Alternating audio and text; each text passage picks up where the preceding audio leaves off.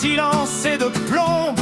On surveille l'aurore du haut des pylônes de béton. Pourtant dans les entrailles l'acier se tord de rage. Le cœur du réacteur déchire la page. Une lumière bleue, une dose spectrale dans le ciel de Pripyat. Une aube fatale. La machine se déchire, uranium s'embrase dans un sombre délire. Le couvercle est soulevé par le souffle du feu. Le graphite crache sa mort sous le dôme des cieux. Les pompiers arrivent sans tenue, sans savoir que ce soir-là leur vie bascule dans le noir. Un goût de cuivre, un souffle de métal. Le destin bascule dans un bal infernal. Les aiguilles s'affolent, la mort devient reine et s'infiltre invisible dans chaque veine.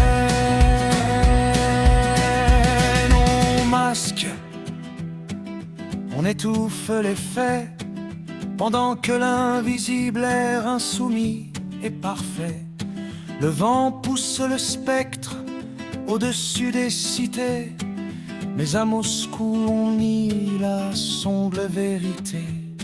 On dessine des cartes, des lignes imaginaires pour assurer le peuple et calmer les prières. L'absurde devient dogme, une étrange frontière où le nuage, dit-on, s'arrête à la barrière.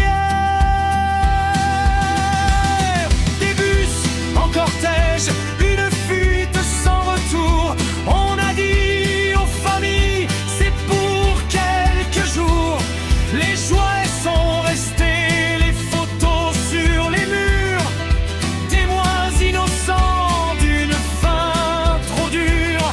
Les liquidateurs montent à l'assaut du feu sans savoir qu'ils écrivent leur nom sous les cieux. Les mineurs, les soldats, les hommes de la liquidation sont appelés en urgence pour la survie de la nation. Avec des pelles de bois, ils montent sur le toit. Le pont de la mort devient leur dernier combat. Ils entassent le métal, le béton et la peur, ignorant le poison qui dévore leur cœur. Le sarcophage se dresse, un tombeau de misère pour cacher la blessure ouverte sur la terre. Pripyat est évacué, la vie s'est arrêtée. Les clés sur les portes, les rêves oubliés. La nature reprend, sauvage et patiente, dans la zone d'exclusion, une forêt renaissante. On a cru dompter la force des étoiles, on a juste déchiré pour toujours le voir.